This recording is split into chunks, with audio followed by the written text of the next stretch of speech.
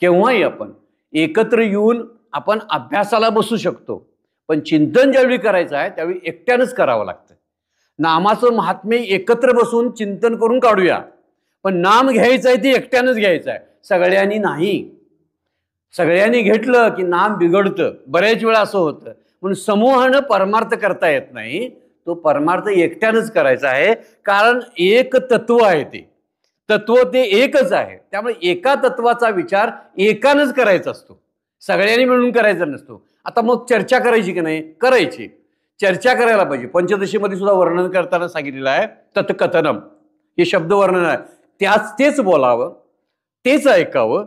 जी गोष्ट आपल्याला साध्य करायची आहे तीच बोलावी, तीच करावी, तीच लोकांना सांगावी. मग सांगितल्याशिवाय कसं कळेल? कीर्तन प्रवचन मग होणार नाहीत जर आपण समूहाचा विचार नाही केला तर. परंतु तुकोबांनी विचार करताना समूहाचा विचार केला, पण त्यांची स्वतःचीच साधना भंडारा डोंगरावर चालू होती.